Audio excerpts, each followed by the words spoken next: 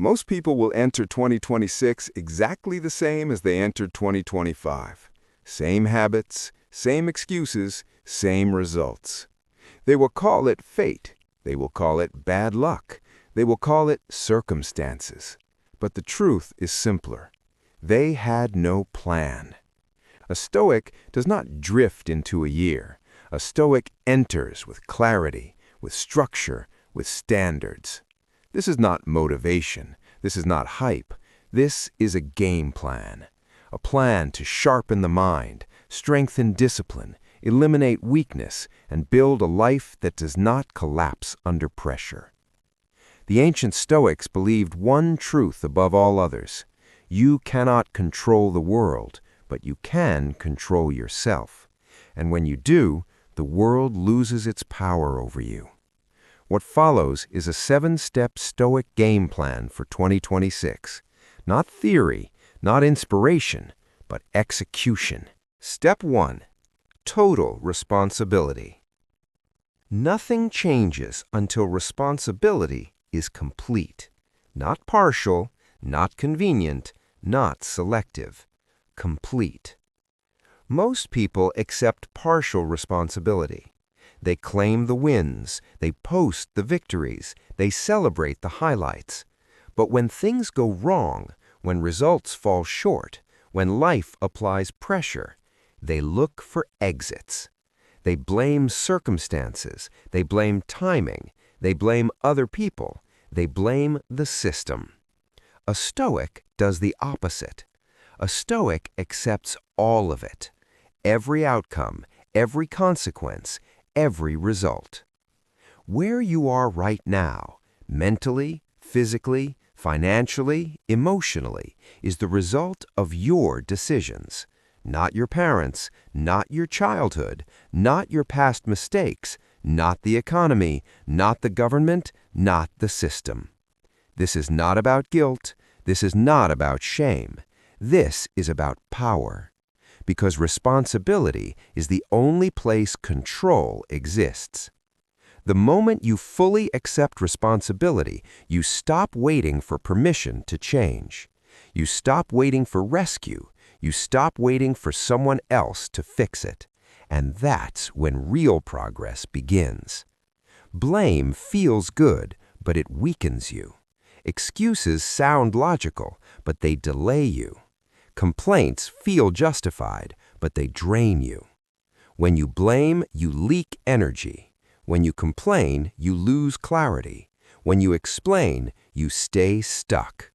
But when you take responsibility, fully, quietly, without ego, you regain focus, you regain discipline, you regain direction. Responsibility turns chaos into structure. Responsibility turns pain into purpose. Responsibility turns setbacks into strategy.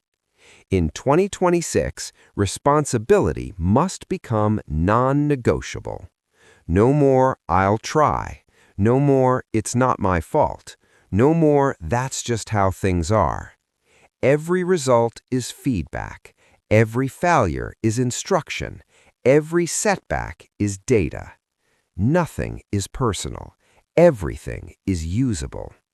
You don't ask, "Why is this happening to me?" You ask, "What is this trying to teach me?" You don't ask, "Who caused this?" You ask, "How did I allow this?" That question alone changes everything. Because the moment you see your role, you also see your leverage. You can't control the world, but you can control your response. You can control your habits. You can control your standards. You can control your effort. And that is enough. Most people avoid responsibility because it's uncomfortable, because it removes excuses, because it forces honesty. But that discomfort is the doorway to strength. This mindset alone will separate you from most people. Not motivation, not talent, not luck. Responsibility. Take it fully, carry it silently, execute relentlessly. That is the Stoic path. Step 2. Win the morning, control the day. Your mornings are not random. They are programming. Every morning, something is being written into you. Your focus, your standards, your tolerance for chaos. How you start the day decides how much control you keep. Most people believe their days just happen. They don't. They are allowed to happen. Most people wake up reactive.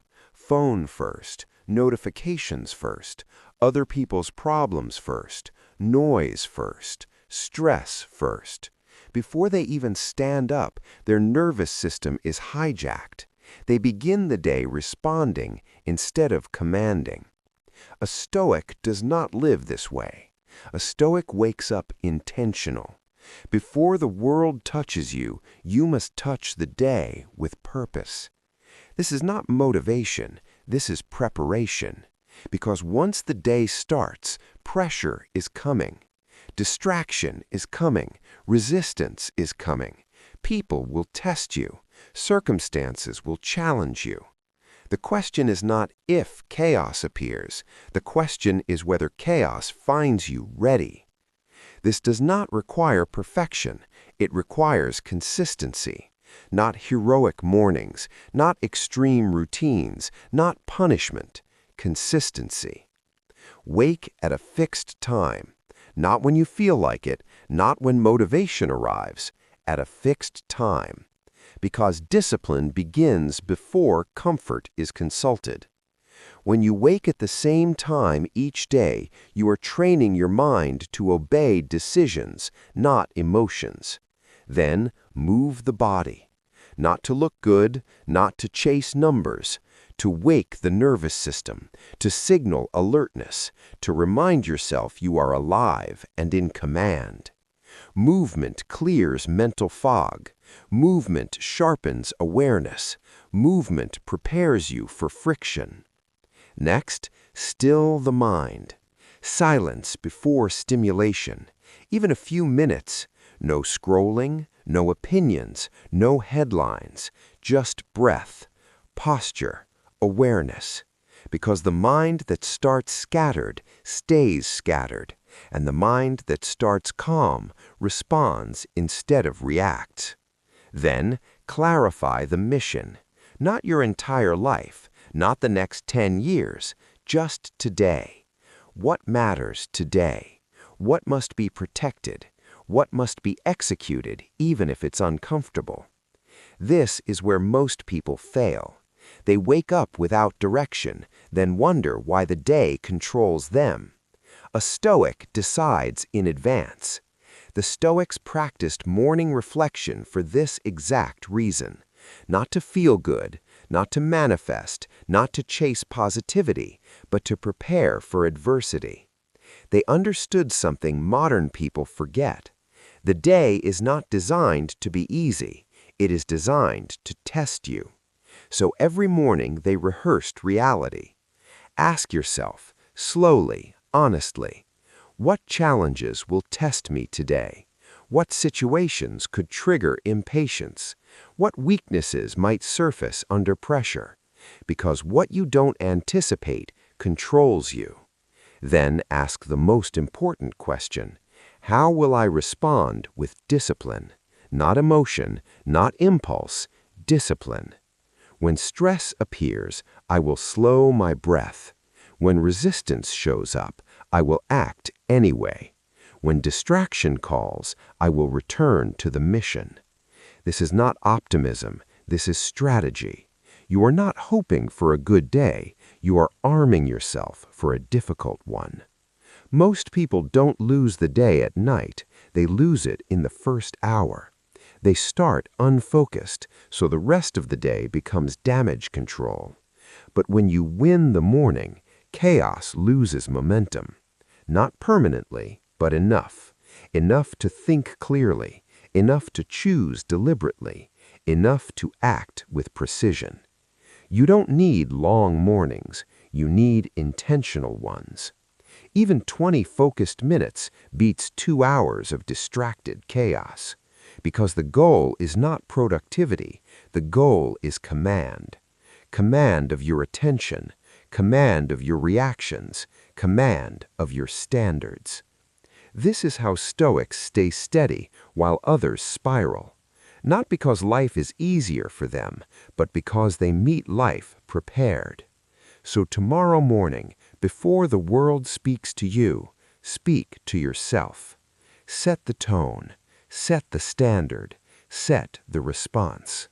Win the morning, and the day will have no choice but to follow. Step 3. Discipline before motivation. Motivation is unreliable. It rises and it falls, like emotion. One day it's strong, the next day it's gone. And yet most people build their entire lives around it. They wait to feel ready. They wait to feel inspired. They wait to feel confident. And while they wait, nothing moves. A Stoic does not wait, because discipline does not negotiate. Discipline does not ask how you feel. It does not check your mood. It does not care about comfort. It simply states what must be done and expects obedience. Most people believe discipline is harsh, rigid, punishing. They're wrong. Discipline is not cruel. It is honest. It tells you the truth at the exact moment your mind starts lying. It speaks when excuses sound reasonable, when delay feels justified, when quitting feels logical. Discipline says, this still must be done, and that clarity is strength. Most people live inside motivation cycles. When they feel good, they act. When they feel tired, they stop. When they feel bored, they drift. This creates instability. Their progress depends on emotion. Their confidence depends on momentum. Their self-worth depends on results. A Stoic lives differently. A Stoic acts because it is required. Required by standards, required by principle, required by self-respect. In 2026, motivation must become irrelevant. Not eliminated, irrelevant. You do not train because you're excited. You train because it's scheduled. You do not focus because you're inspired. You focus because distraction is unacceptable. You do not execute because someone is watching. You execute because you are watching. This is where real strength is built. In silence, in boredom, in repetition. No applause, no validation, no emotional reward.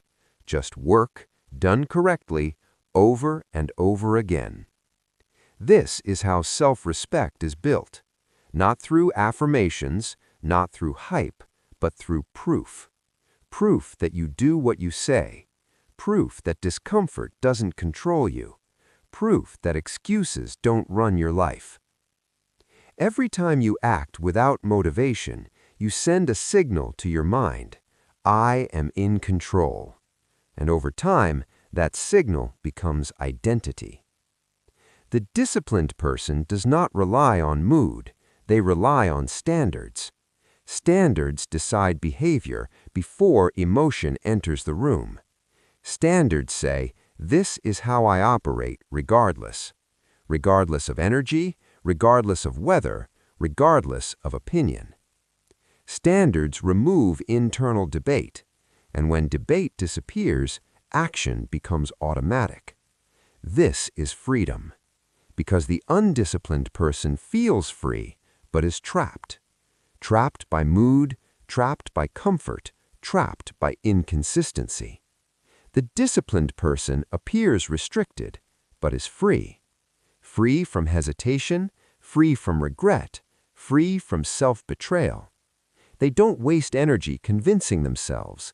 They don't argue with their impulses. They simply execute. Discipline simplifies life. Fewer decisions, less chaos, clear direction.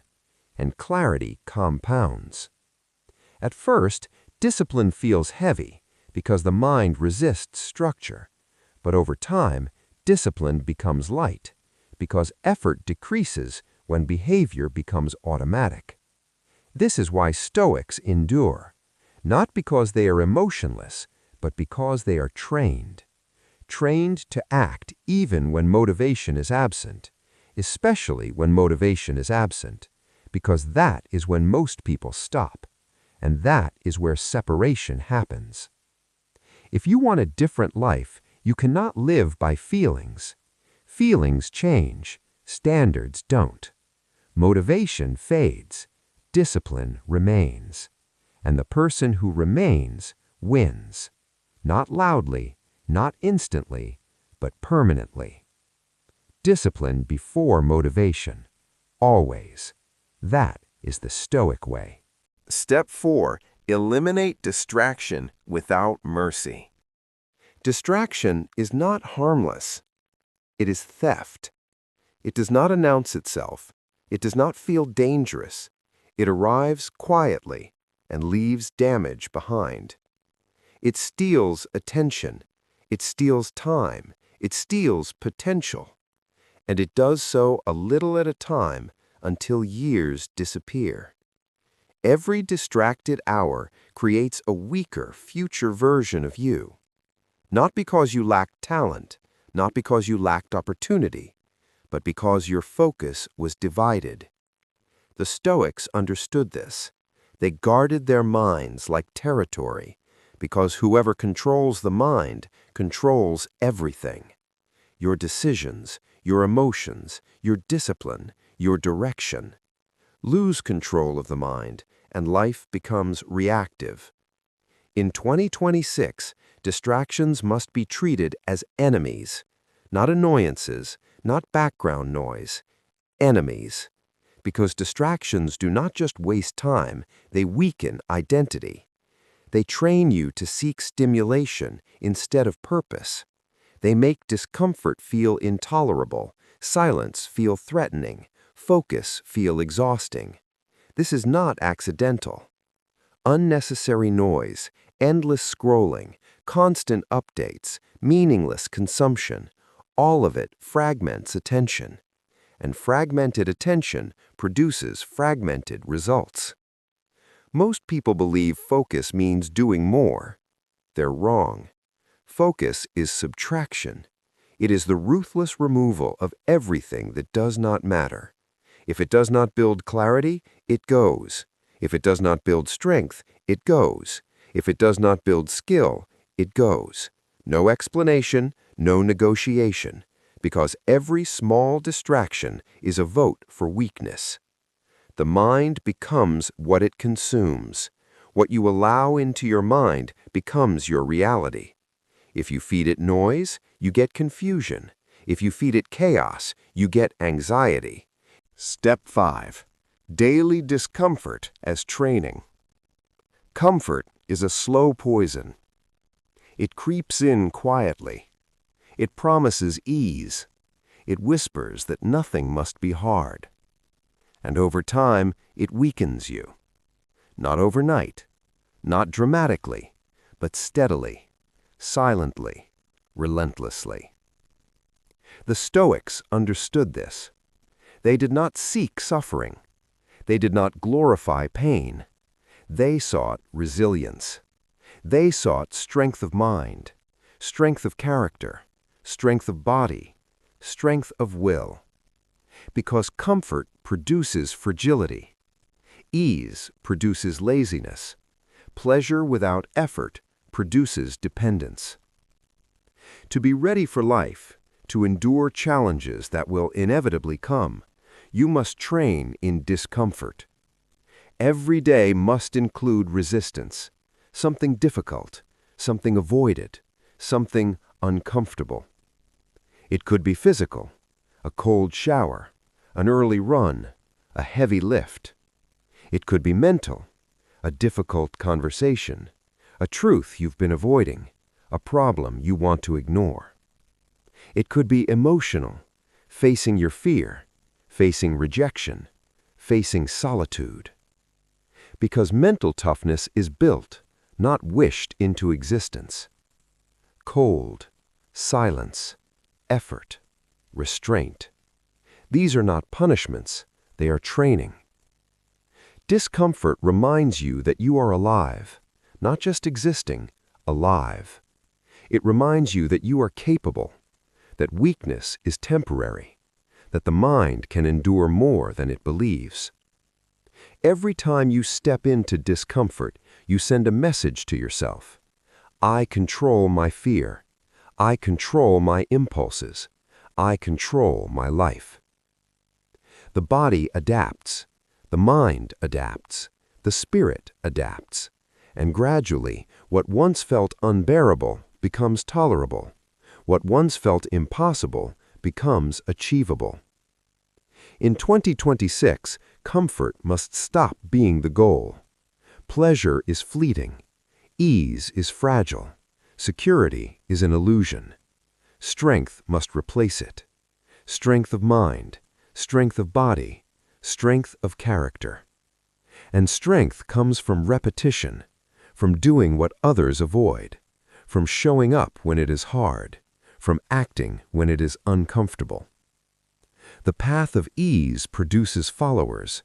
The path of discomfort produces leaders. Every choice to embrace discomfort is a vote for your own power, your own freedom, your own independence. No one else will do it for you. No one else will endure it for you. No one else will prepare you for the storms ahead. You must do it yourself. Cold showers, hard work, silence, rejection, discomfort. It all adds up. It compounds. It transforms. And over time, you are no longer afraid. You are no longer fragile. You are no longer at the mercy of circumstance. You are ready. You are steady. You are strong. This is the Stoic way. Not seeking suffering, not glorifying pain, but training through it. Every day, every choice, every action. Because life will test you. Life will push you. Life will demand more than you think you can give. Be ready. Be trained. Be disciplined. Let discomfort be your teacher. Let it shape you. Let it prepare you. And when the world hits, you will not break. You will not falter. You will endure. Strength is the new goal. Comfort is the illusion. Embrace the struggle. Seek the challenge. Step into the discomfort. And watch yourself become unshakable. Everything we've covered so far is simple, but it is not easy. Total responsibility, intentional mornings, discipline before motivation, eliminating distraction, daily discomfort. Each step is a choice. Each step is a vote for the version of yourself that refuses to be weak. The version of yourself that takes control, no excuses. The version of yourself that builds strength, clarity, and freedom. Nothing changes without action. Thinking is not enough. Planning is not enough. Action, consistent, disciplined, uncomfortable action is what separates those who talk from those who achieve. So now it is your turn. Decide today, will you continue drifting or will you begin training yourself, starting with the choices you make each morning, each hour, each day? If this message resonates, if you are ready to reclaim control, then don't wait. Comment below and tell me, which step are you committing to first? I want to see your commitment in action. And make sure you subscribe because part 2 is coming. We will go deeper. We will build on this foundation. We will show you how to take everything you've learned here and turn it into unstoppable momentum. Take responsibility, take action, and step into the life you were meant to live. Part 2 will not be optional. It will be essential. Subscribe now and join me there.